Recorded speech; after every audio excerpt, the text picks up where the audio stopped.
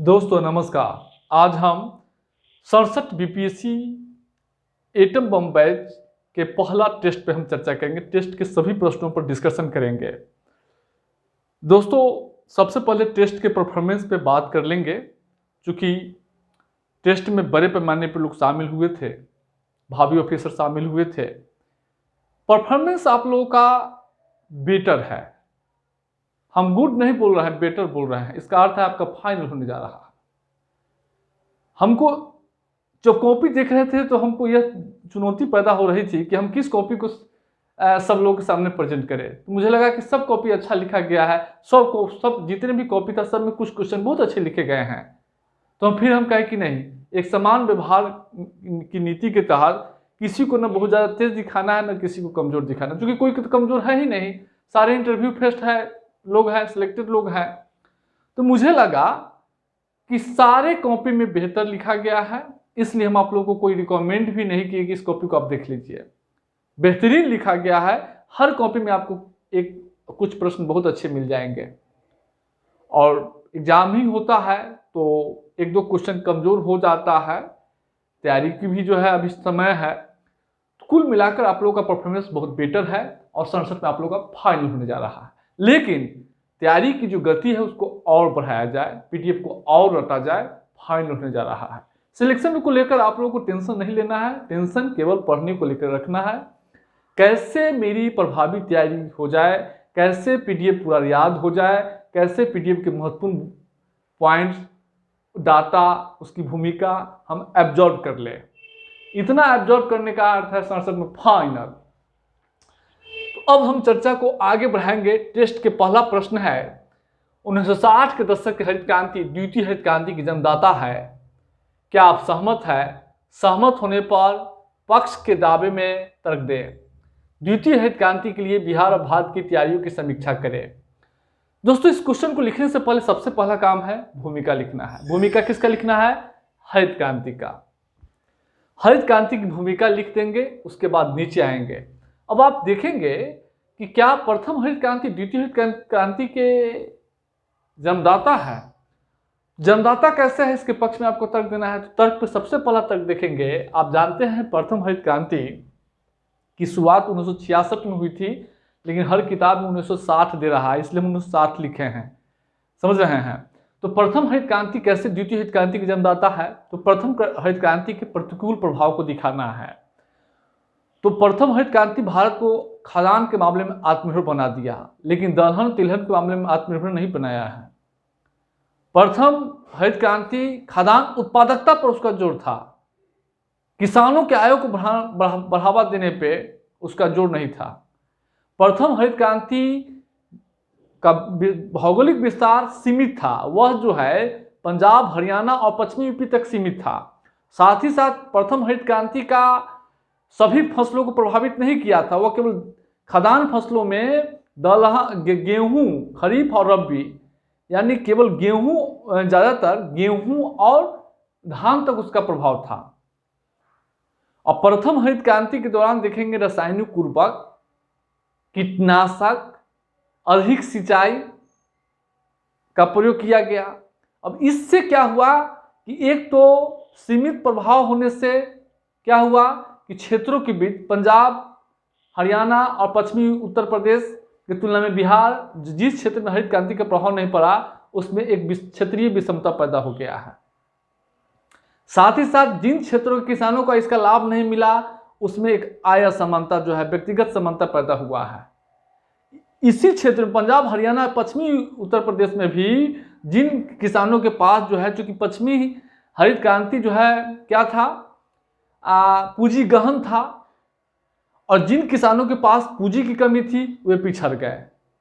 तो किसानों के बीच विषमता पैदा किया है, क्षेत्रों के बीच विषमता पैदा किया है। अधिक उर्वरक कीटनाशकों के मामले में क्या हुआ है, पर्यावरण को क्षति पहुंचाया है, भूमि की उर्वरता शक्ति कम हुई है, और गेहूं चावल पर अधिक बल देने के कारण दलहन तिलहन के उत्पादकता की गिरावट आई है, उसके रकबे में गिरावट आई है।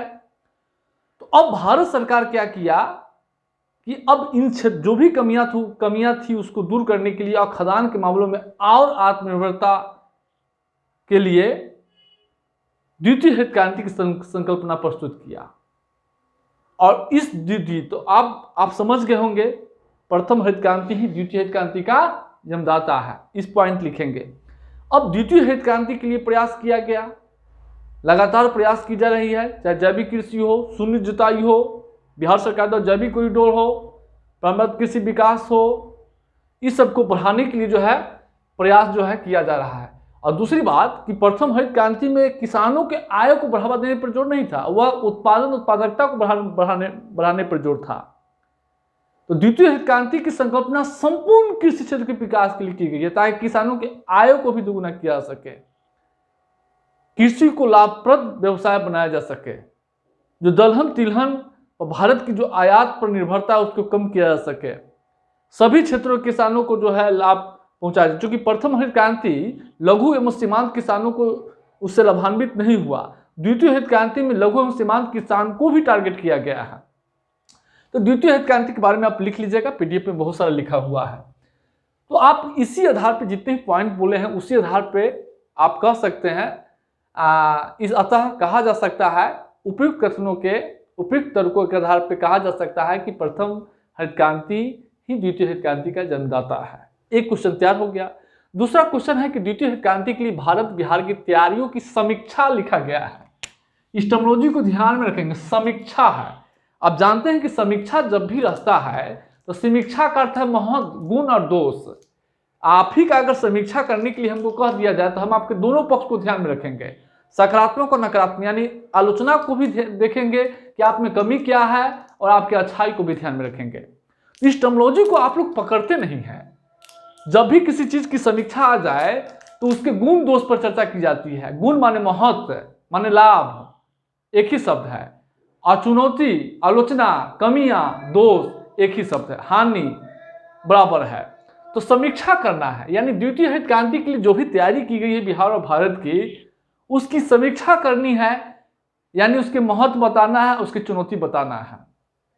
प्रयास की तो थोड़ा सा प्रयास की चर्चा करके और तब उसके महत्व दिखाइए। और महत्व में क्या दिखाइएगा? कृषि समृद्धि दर, कोरोना काल में भी कृषि की समृद्धि दर 3.4% रही है। बिहार में कृषि की समृद्धि दर रही है। कृषि उत्पादकता का विस्तार हुआ है। उसके बाद आप दिखाएंगे कैसे जो है बागवानी उत्पादों का विस्तार हुआ है, बागवानी उत्पादों का। इसके अलावा आप जैविक कृषि का कैसे विस्तार हुआ है। सिक्किम जो है जैविक खेती करने वाला पूर्ण राज्य बन गया है। उसके बाद बिहार में कैसे उत्पादकता वृद्धि हुई है। देखिए, द्वितीय हरित क्रांति में कृषि के क्षेत्र में बिहार तेजी से विकास किया हुआ है। तो तेजी से विकास हुआ तो बिहार के कृषि समृद्धि दर, भारत की कृषि समृद्धि दर, जैविक कृषि का प्रसार, ये सब आपको लिखने होंगे। उत्पादकता में कैसे ग्रोथ हुआ है उसको लिखना होगा। दलहन तिलहन को कैसे का विस्तार हुआ है उसको लिखना होगा। नहीं हुआ है तो उसको चुनौती में डाल दीजिए। आप उसको दिखाने के बाद जो है फिर चुनौती दिखाइए। अब जलवायु परिवर्तन सबसे बड़ी चुनौती है। उसके बाद तमाम कोशिश के बावजूद दलहन तिलहन पर अभी तक आयात की निर्भरता बनी हुई है। किसानों के आय को बढ़ावा देने की प्रयास की जा रही है द्वितीय हरित क्रांति के माध्यम से। इसके बावजूद भी किसानों के आय में बेतहाशा वृद्धि नहीं हो रही है। कृषि क्षेत्र व्यापक चुनौती है। तो इस सारे पॉइंट को दिखाकर आंसर तैयार हो गया और लास्ट में निष्कर्ष लिख दीजिए। तो यही लिखना था। तो समझ गए होंगे, उस वीडियो को देखेंगे, वीडियो को देखिए समझ में आ जाएगा। तो समीक्षा याद रखिएगा, यानी महत्व और चुनौती। खाली कृषि योजना का नाम लिखने से नहीं होगा, आप समीक्षा करके आपके महत्व और चुनौती बताना होगा। वर्तमान समय में कृषि के क्षेत्र में जो भी उपलब्धि है उसको लिखने दीजिए। आज जो चुनौती है कृषि क्षेत्र में उसको लिख दीजिए, हो गया।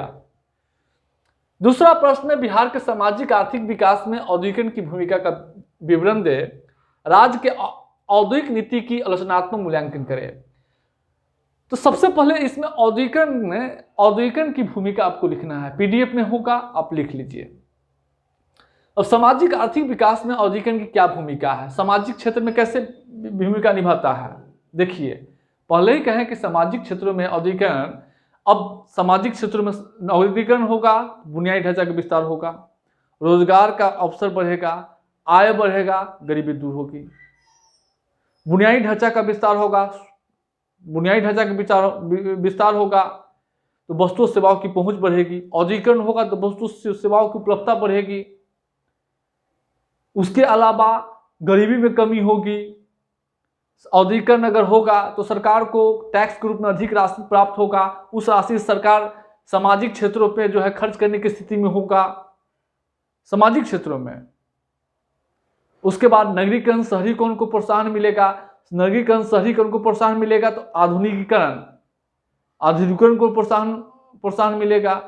अब नगरीकरण, शहरीकरण प्रोत्साहित होगा तो जाति, धर्म, अब महिलाओं पे अत्याचार है, महिला सशक्तिकरण के मार्ग में जो बाधाएं हैं वो दूर होगा। लोगों की आय बढ़ेगी, लोगों की आय बढ़ेगी तो सशक्तिकरण होगा, कल्याण का स्तर ऊंचा उठेगा।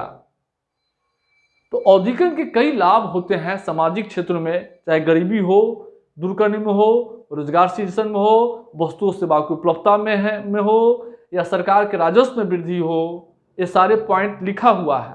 आप देखिए आर्थिक क्षेत्र में क्या होगा, बिहार की आर्थिक समृद्धि तेज होगी, आर्थिक समृद्धि तेज होगी। इसके अलावा क्या होगा, रोजगार का सृजन होगा। फिर आर्थिक क्षेत्रों में बिहार के बजट का आकार बढ़ेगा, सकल घर बिहार के राज्य के सकल घर उत्पाद का आकार बड़ा होगा। वस्तुओं सेवाओं का उत्पादन होगा तो आकार बड़ा होगा ना। प्राथमिक, द्वितीय, तृतीय क्षेत्र का विस्तार होगा। प्राथमिक क्षेत्र की महत्व में कमी होगी। जब भी औद्योगिकरण होता है कृषि क्षेत्र की भूमिका कम होती है और द्वितीय, तृतीय क्षेत्र की भूमिका बढ़ती है। तो राज्य के जीडीपी में विनिर्माण क्षेत्र का योगदान बढ़ेगा। अब विनिर्माण का विस्तार होगा तो सर्विस सेक्टरों का विस्तार होगा। क्योंकि अगर उत्पादन होगा तो उत्पादन को यहाँ से वहाँ ले जाने के लिए सप्लाई चेन का विस्तार होगा। सप्लाई चेन के नए नए साधन डेवलप होंगे तो उसको दिखाना है, आपको पीडीएफ में है। उसके बाद अब जो है उसको विवरण देकर अब नीचे आ जाइए। अब जो है राज्य की औद्योगिक नीति की आलोचनात्मक मूल्यांकन के हाल में बिहार सरकार द्वारा स्टार्टअप नीति हो या औद्योगिक निवेश प्रोत्साहन नीति 2016 हो या स्टार्टअप नीति 2022 हो, इथेनॉल पॉलिसी हो, ऑक्सीजन उत्पादन प्रोत्साहन पॉलिसी हो, जितने भी पॉलिसी लॉन्च किए गए हैं या खाद्य प्रसंस्करण उद्योग को बढ़ावा देने की जो भी बिहार सरकार की नीति है, उस सब पॉलिसी को चर्चा करना है। अब विशेष रूप से बिहार औद्योगिक प्रोत्साहन नीति 2016 की, क्योंकि राज्य में औद्योगिक नीति का मुख्य आधार है, इसकी चर्चा हल्का करना है संक्षिप्त में। हालांकि पूछा नहीं जा रहा है, लेकिन आपको उसको 3 से 4 लाइन में 4 को 5 को पॉलिसी लिख दीजिएगा। राज्य में औद्योगिकरण के लिए राज्य का औद्योगिकरण नीति निम्न है, लिख के अब देखिए उसकी समीक्षा करना है। नीचे लिख दीजिएगा समीक्षा, लिखिएगा ऐसे जो है राज्य के औद्योगिक नीति निम्न है, लिख के 1 2 3 4 लिखिएगा। अब यहाँ लिखिएगा समीक्षा लिख के तब ऐसे पॉइंट लीजिएगा, समीक्षा लिख के और तब उसमें समीक्षा को 2 भागों में बांटिएगा, गुण और दोष। अब इस औद्योगिक नीति की आपको दिखाना है कि इसका क्या महत्व है। जब से औद्योगिक नीति आया है तब से निवेश के स्तर में विस्तार हुआ है, पीडीएफ में डाटा लिखा गया है। निवेश में विस्तार हुआ है, औद्योगिकरण का विस्तार हो रहा है, इससे रोजगार का सृजन हो रहा है, उत्पादन का विस्तार हो रहा है, बुनियादी ढांचा का विस्तार हुआ है। तो निवेश हो या विनिर्माण क्षेत्र में वृद्धि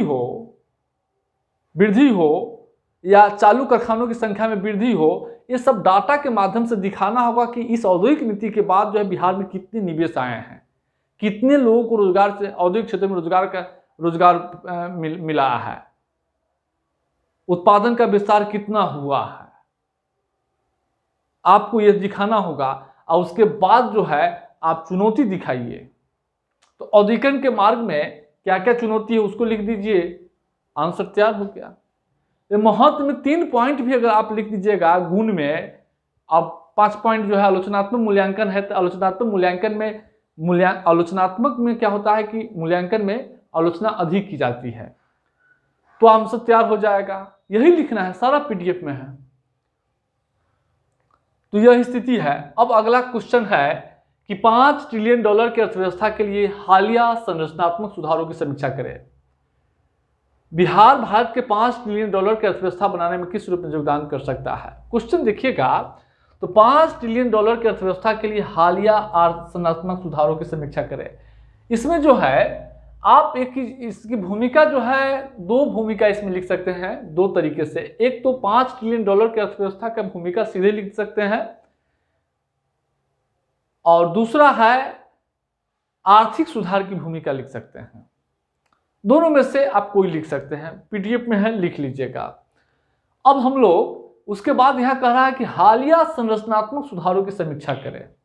फिर यहां समीक्षा की बात की जा रही है, यानी आपको आर्थिक सुधार बहुत ज्यादा नहीं लिखना है, आपको उस आर्थिक सुधार की समीक्षा करनी है, यानी जो आर्थिक सुधार हुआ है उसकी महत्व, उसकी चुनौती क्या है, वह लिखना है। अब लिख दिया है तो हालिया संरचनात्मक सुधार दिखा दीजिए। बैंकिंग सुधार, श्रम सुधार, टैक्स सुधार हुआ है ना, टैक्स सुधार, एफडीआई की सीमा में भी नीतिगत सुधार। तो ये सब कुछ टर्मिनोलॉजी है। व्यवसाय के क्षेत्र में सुधार, कारोबारी सुधार, ये सारे टर्मिनोलॉजी लिखने के बाद बस 5 से 6 पॉइंट, ज्यादा नहीं, 7 से पॉइंट। अब उसकी समीक्षा करना है, आपको दिखाना कि सुधार से क्या बदलाव आया है, अर्थव्यवस्था में क्या बदलाव आया है, आखिर $5 ट्रिलियन की अर्थव्यवस्था कहां तक पहुंचा है। तो सुधारे का परिणाम है कि आज भारत ब्रिटेन को पछाड़ के 5वीं सबसे बड़ी अर्थव्यवस्था बन गया है। इसी सुधार का रिकॉर्ड एफडीआई आया है, आप देखे हैं रिकॉर्ड, विदेशी मुद्रा भंडार रिकॉर्ड आया है भारत में। आज जो है विदेशी मुद्रा भंडार के मामले में भारत उच्चतम स्थिति में है। तो यह आर्थिक सुधार, उसके बाद आयात निर्यात में वृद्धि हुई है, यह आर्थिक सुधार का परिणाम है। और सबसे बड़ी बात है कि भारत विश्व की 5वीं सबसे बड़ी अर्थव्यवस्था बन गई है। यह आर्थिक सुधार का सबसे बड़ा गुण और महत्व है, इसको लिखना है। और उसके बाद आपको नीचे आकर, और उसके बाद इसकी चुनौती क्या है। तो इस आर्थिक सुधार का लाभ सभी क्षेत्रों, सभी लोगों को नहीं मिला है। अभी प्रधानमंत्री की आर्थिक सलाहकार परिषद की भारत असमानता स्थिति रिपोर्ट में कहा गया था कि देश के कुल कामगारों का 10% ही ऐसे हैं जिसकी वेतन 25,000 या उससे ऊपर है, यानी 90% लोग तो ऐसे हैं जो 25,000 से नीचे काम करता है। भारी असमानता है, व्यापक। इस देश के 10% लोगों के पास इस देश का 57% संपत्ति है, यह स्थिति है। तो इस असमानता बढ़ी है क्षेत्रों के बीच और व्यक्तियों के बीच। उसके बाद जो है विश्व की अर्थव्यवस्था से भारत की अर्थव्यवस्था जोड़ने से क्या हुआ है, आर्थिक अस्थिरता की समस्या पैदा हुई है। एमएसएमई को चुनौती बढ़ा है। एमएसएमई सस्ते आयात से, आप जान रहे हैं सस्ते आयात से चुनौती बढ़ा है ना। तो कुछ चुनौती है, उसको आप लिखिए, पीडीएफ में सब है। हम बहुत ज्यादा एलोबरेट नहीं कर रहे हैं क्योंकि वीडियो 2 घंटा का हो जाएगा, इसलिए। तो आप चुनौती लिखिए। उसके बाद कह रहा है कि बिहार भारत के $5 ट्रिलियन की अर्थव्यवस्था बनाने में किस रूप में योगदान कर सकता है। अर्थव्यवस्था के माध्यम से योगदान कर सकता है। अर्थव्यवस्था के 3 क्षेत्र है, प्राथमिक क्षेत्र, द्वितीय क्षेत्र, तृतीय क्षेत्र। प्राथमिक, द्वितीय, तृतीय क्षेत्र में ग्रोथ के द्वारा योगदान कर सकता है। अप्राथमिक क्षेत्र अधिक कृषि उत्पादन के माध्यम से, उसके बाद द्वितीय क्षेत्र विनिर्माण के माध्यम से, विनिर्माण क्षेत्र के विकास के माध्यम से, सर्विस सेक्टर के विकास के माध्यम से, मानव संसाधन के माध्यम से, कौशल विकास के द्वारा। चूंकि बिहार के लोग अलग देश के अलग अलग क्षेत्रों में औद्योगिक उद्योगों में काम करते हैं, श्रम की आपूर्ति करता है बिहार। तो ये प्रत्यक्ष रूप से दूसरे देशों के, दूसरे राज्यों के उत्पादन में जो है योगदान करता है। तो आपको इसको दिखाना होगा, प्राथमिक, द्वितीय, तृतीय क्षेत्र जो भी प्रयास किया गया है उसमें दिखा दीजिए। तो ये हो गया। अगला क्वेश्चन है, कोविड-19 महामारी भारत और बिहार की अर्थव्यवस्था के प्राथमिक, द्वितीय, तृतीय क्षेत्र में किस रूप में चुनौती पेश की, वर्णन करें। इस चुनौतियों को दूर करने में उठाए गए कदमों की समीक्षा करें। आपको पता होना चाहिए कि कोविड-19, हालांकि हम इसका वीडियो बनाएंगे, कोविड-19 हमें स्पेशल पढ़ाने जा रहा है, उसमें इस क्वेश्चन की चर्चा करेंगे, छोड़ दीजिए। अगला प्रश्न है, खास सुरक्षा, गरीबी उन्मूलन, समावेशी विकास में कृषि क्षेत्र की भूमिका का वर्णन करें। किसानों की आय को दोगुना करने के लिए भारत और बिहार के प्रयासों की समीक्षा करना है। फिर यहाँ समीक्षा आया है। तो खास सुरक्षा में कृषि की भूमिका, तो आप जानते ही हैं कि भारत जैसे विश्व की दूसरी सबसे बड़ी जनसंख्या वाला देश है, बिहार भारत की तीसरी सबसे बड़ी जनसंख्या वाला देश है। इस बढ़ती हुई जनसंख्या को कृषि क्षेत्र ही खास सुरक्षा मुहैया कराता है। साथ ही साथ एक तो सीधे खाद्य उत्पादन के माध्यम से कृषि क्षेत्र, दूसरा कृषि क्षेत्र में पहले ही कह चुके हैं कि भारत के 45.6% श्रमिक, यानी कुल श्रम शक्ति का 45.6% श्रम शक्ति सीधे कृषि से रोजगार प्राप्त करता है, यानी उसकी आय का मुख्य साधन यही है। और दूसरा है बिहार में 49.2% श्रम शक्ति, बिहार की कुल श्रम शक्ति का सीधे कृषि से आय प्राप्त करता है। तो आय का सृजन करता है सीधे, और इस आय के माध्यम से वो खदान खरीद सकता है, कर सकता है कि नहीं खास सुरक्षा में। अब अन्न खरीदने के लिए तो अन्न होना चाहिए, पैसा होना चाहिए। अन्न पैसा होगा तो हो ही जाएगा, खा ही लीजिएगा। आपके पास पैसा हो, बाजार में अन्न हो, आप अपनी भोजन पूरा कर लेंगे। अब हमारे पास मान लीजिए पैसा हो गया, पता चला बाजार में अन्न नहीं है, खदानें नहीं है, तो कैसे हम पूरा करेंगे? तो यही स्थिति है। अब गरीबी उन्मूलन में आप देखेंगे कैसे करता है। तो पहले ही कहते हैं कि ग्रामीण क्षेत्रों में रहने वाले लोगों की आय का मुख्य स्रोत कृषि है। कृषि जो है, जो कि आय सृजन के द्वारा आय में बढ़ोतरी करता है, उसके माध्यम से करता है आय सृजन। उसके बाद खाद्य सुरक्षा मुहैया कराता है, खाद्य सुरक्षा मुहैया कराता है। तो खाद्य सुरक्षा और आय सृजन के माध्यम से गरीबी भी दूर होती है कृषि क्षेत्र में। उसके बाद है समावेशी विकास। अब समावेशी विकास के लिए क्या करना है? रोजगार के अधिक से अधिक अवसरों का सृजन किया जाना चाहिए। तो कृषि से रोजगार मुहैया करा रहा है, गरीबी दूर कर रहा है, खाद्य सुरक्षा मुहैया करा रहा है। उसके बाद ग्रामीण क्षेत्रों के पिछड़ेपन को दूर करता है। कृषि का उत्पादन बढ़ेगा तो बुनियादी ढांचा ग्रामीण क्षेत्रों में विस्तार होगा, तो बुनियादी ढांचा का विस्तार होगा तो वो भी जो है समावेशी विकास होगा। तो इसके माध्यम से जो है भूमिका निभा रहा है। अब आपको दिखना है किसानों की आय को दोगुना करने के लिए भारत और बिहार के प्रयासों की समीक्षा करें। अब यहाँ फिर आप लोग जो है प्रयास लिख दिए हैं। प्रयास कहाँ लिखना है? यहाँ तो समीक्षा करना है आपको। तो समीक्षा करना है तो आप मान लीजिए लिखने का इच्छा है तो 5 योजना भारत का, 5 योजना बिहार की लिख दीजिए, 10 योजना हो गया, आधा पेज। अब आपको क्या करना है? योजना का व्याख्या करने की जरूरत नहीं है, सीधे पॉइंट लिख के आइए, सीधे पॉइंट करके फ्लो चार्ट बना के पॉइंट लिख दीजिए। आप फिर समीक्षा लिख दीजिए, और समीक्षा ऐसे लिख कर आप फिर ऐसे देखिए गुण और दोष ऐसे लिखिए। फिर यहाँ गुण लिख के तब नीचे लिखिएगा, ऐसे गुण लिखकर तब नीचे आइएगा, नीचे सीधे इंटर देख के, जैसे लैपटॉप में, कंप्यूटर में या मोबाइल में इंटर देते हैं, तब आइए। अब देखिए कि कृषि क्षेत्र की किसानों की आय को दुगुना करने के प्रयास तो हल्का लिख दिए हैं आप, अब उसकी समीक्षा करना है। तो क्या किसानों की आय को दुगुना हुआ है? आपको दिखाना है। ग्रामीण क्षेत्रों में किसानों की आय को दुगुना करने के लिए सरकार जो प्रयास किया है, क्या अब उसमें उस प्रयास का महत्व देखिए। तो प्रयास देखिए, किसानों की आय को दुगुना नहीं हुआ है, लेकिन उत्पादन उत्पादकता में विस्तार हुआ है, कृषि समृद्धि दर में वृद्धि हुई है। कृषि समृद्धि अगर होगी तो आय तो निश्चित रूप से बढ़ेगा। हालांकि इसका कोई डाटा नहीं है, तो आपको सीधे लिखना है कि कृषि क्षेत्र की समृद्धि दर में वृद्धि हुई है। अब डाटा लिखिए भारत बिहार का, लिख दीजिए हाल के वर्षों में इन सब कदमों से किसानों की आय में क्रमशः वृद्धि होती जा रही है। नहीं कुछ होगा तो लिख न दीजिए, हो जाएगा, मार्क्स मिल जाएगा। समझ रहे हैं?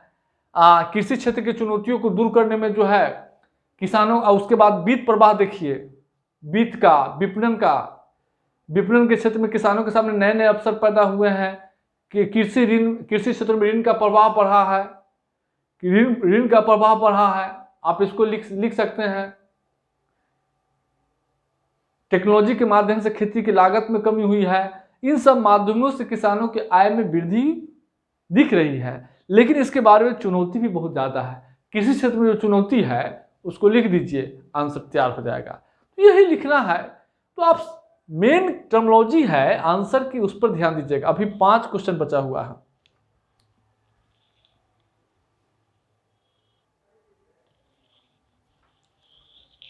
तो अगला प्रश्न है, जैसा कि आप देख रहे हैं, अगला प्रश्न है बिहार में समावेशी विकास की आवश्यकता और चुनौतियों पर प्रकाश डाले।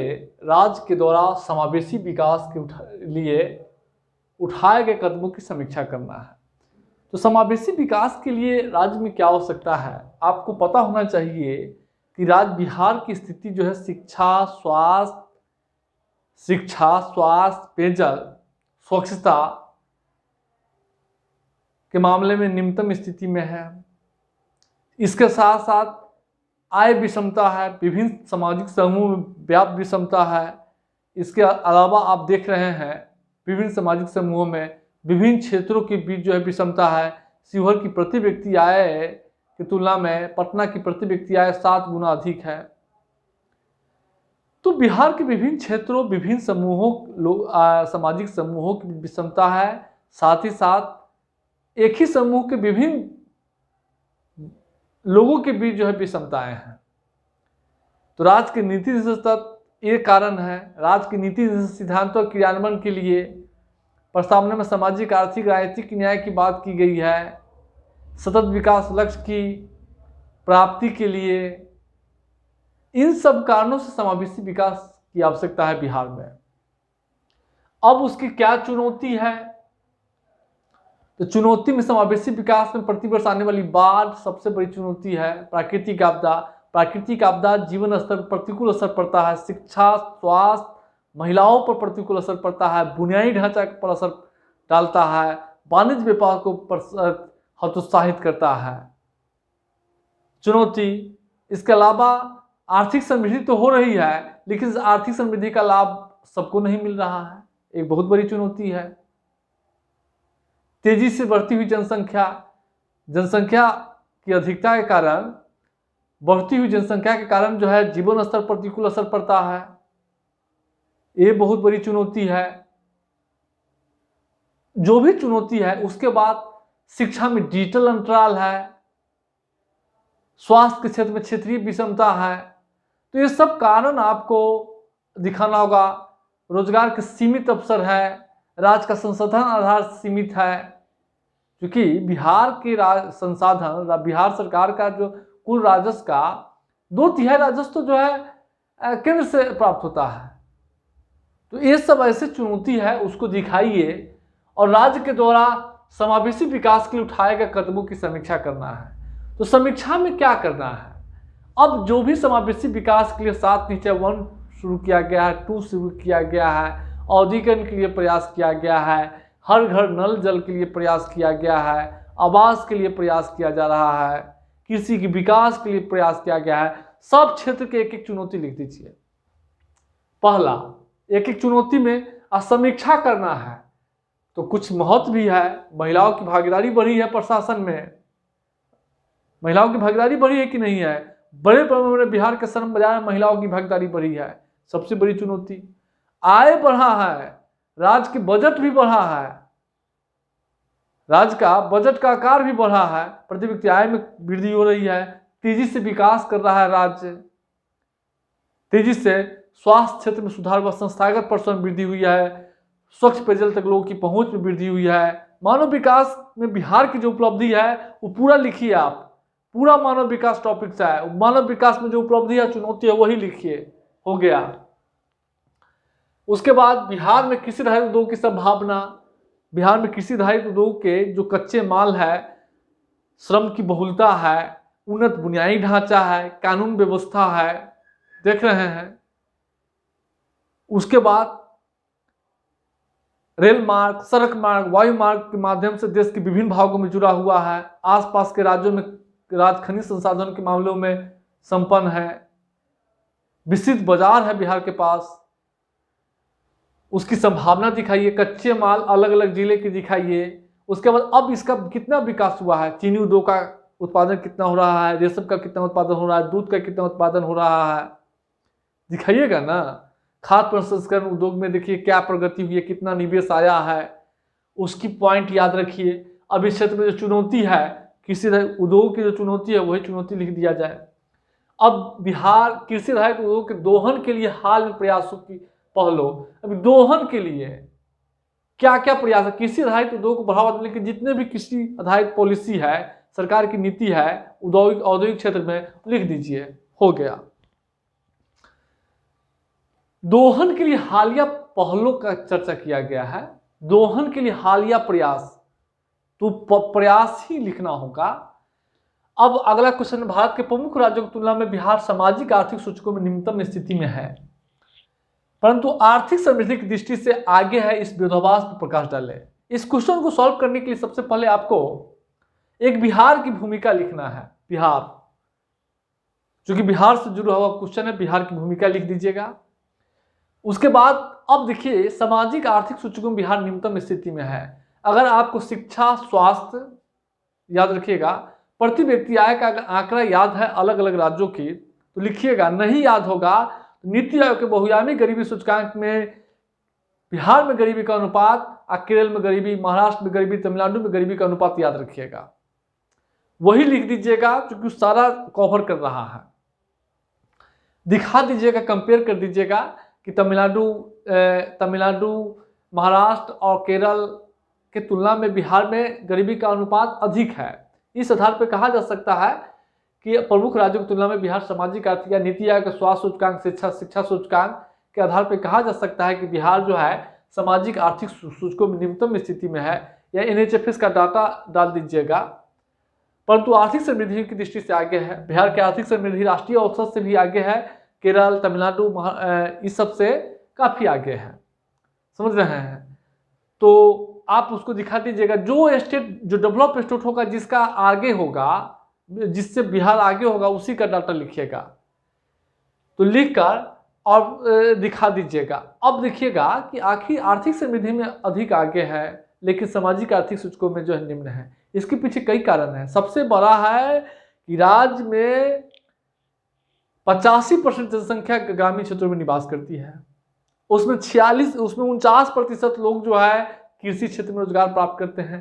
कृषि का स्वरूप, कृषि क्षेत्र का स्वरूप ही ऐसा है कि उसमें आप कितनों काम करेंगे तो आय स्तर नीचा रहेगा।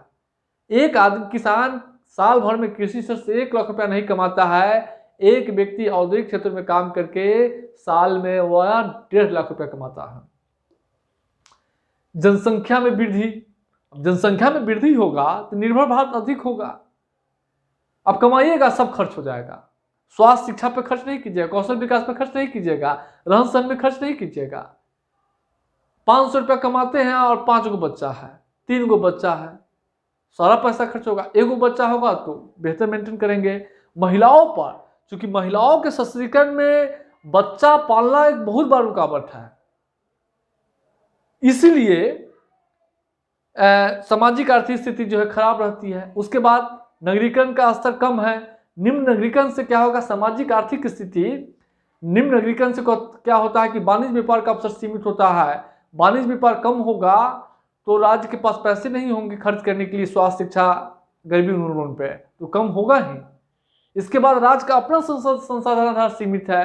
बिहार सरकार का कुल राजस्व का 2/3 तो केंद्र से प्राप्त होता है, तो राज्य के पास पैसा होगा तभी तो शिक्षा स्वास्थ्य पर खर्च करेगा। तो ये बहुत बड़ी चुनौती है, देख रहे हैं। उसके बाद हाल के वर्षों में जो तेज समृद्धि हुई है वो विनिर्माण क्षेत्र की विकास नहीं हुआ है, वह सर्विस सेक्टर का, सामुदायिक सेवा का, लोक प्रशासन का, परिवहन सेक्टर का, रेस्टोरेंट का, इस सब में रोजगार का अवसर नहीं होता है। जब तक रोजगार का अवसर सृजित नहीं होगा, लोग की आय नहीं बढ़ेगी, तब तक लोगों के पास पैसे नहीं होंगे, या पैसे नहीं होंगे तो शिक्षा स्वास्थ्य की स्थिति कमजोर की कमजोर ही बना रहेगा।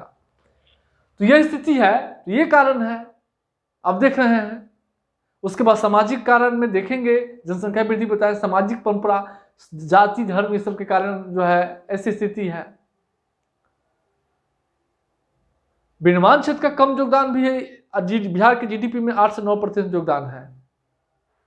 और विनिर्माण क्षेत्र के कम योगदान के कारण जो है, कम विकास के कारण एक तो रोजगार का अवसर पैदा नहीं होता, दूसरी बात कि औद्योगिक धंधों का बहुलता रहता है तो सरकार को टैक्स के रूप में राजस्व की प्राप्ति होती है और उस टैक्स के पैसा से सरकार जो है लोगों के कल्याण पर खर्च करती है। तो राज्य के पास तो औद्योगिकरण का स्तर निम्न है, इसलिए ऐसा होता है। बहुत सारे कारण है, मानव विकास से ही लिख लीजिएगा। तो यही कारण है, तो आप इसी पर जो है लिख कर अंतिम निष्कर्ष लिख दीजिए, आंसर तैयार हो गया है। इसमें कुछ है नहीं, सबसे आसान है। पिछले 2 दशक में भारत और बिहार के मानव विकास की उपलब्धियों की समीक्षा करें। फिर यहाँ समीक्षा की बात की गई है, यानी फिर आपको गुण और दोष दोनों लिखना होगा। अब मानव विकास के क्षेत्र में बिहार और भारत का, तो हाल के वर्षों में जितने मानव विकास के क्षेत्र में भारत की उपलब्धि है वह दिखा दीजिए, और उसकी जो चुनौती है मानव विकास टॉपिक से लिख दीजिए, एक पाठ तैयार। दूसरा है मानव विकास सूचकांक का जरूरी आवश्यकता सूचकांक में जरूरी आवश्यकता से बेयर नेसेसिटीज इंडेक्स है बेहतरीन के लिए। तो देखिए मानव विकास में शिक्षा, स्वास्थ्य, आय, फिर इसमें भी जो है जरूरी आवश्यकता सूचकांक में क्या होगा, भोजन हो गया, स्वच्छता हो गया, आवास हो गया, रोटी हो गया, इन्वायरमेंट हो गया। तो ये सब जो है, अभी सब के लिए जो है क्या प्रयास किया गया है, खास सुरक्षा के लिए क्या प्रयास, भोजन के लिए क्या है, पेयजल के लिए क्या किया गया, आवास के लिए क्या किया गया है, वस्त्र के लिए क्या किया गया है, ये सब के लिए लिख दीजिए क्या क्या किया गया। पूरा मानव विकास में लिखा हुआ है, मानव विकास सूचकांक में भी लिखा गया है, यही लिखना है, इसमें दिक्कत है। अगला पॉइंट है बिहार आर्थिक विकास के विभिन्न बैरोमीटर पर चर्चा करें। बैरोमीटर में बेहतरी के लिए भारत और बिहार के प्रयास। अब आर्थिक विकास के विभिन्न बैरोमीटर कह रहा है, तो बैरोमीटर में क्या होगा, आर्थिक विकास को तो शिक्षा, स्वास्थ्य, आवास, स्वच्छता इसी से मापा जाता है। जो भी बैरोमीटर है उसको लिख दीजिए, उसकी चर्चा कीजिए। अब शिक्षा, स्वास्थ्य या खास सुरक्षा,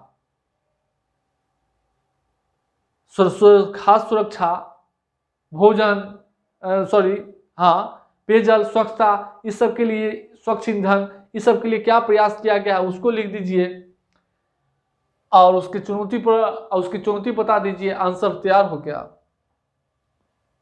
तो यही है, कुछ है नहीं। गर्मी वाला क्वेश्चन कुछ बहुत आसान था, इसलिए इसकी चर्चा नहीं किया है। बाकी देख लीजिएगा, हम फिर 15 को साइंस टेक लेकर आएंगे।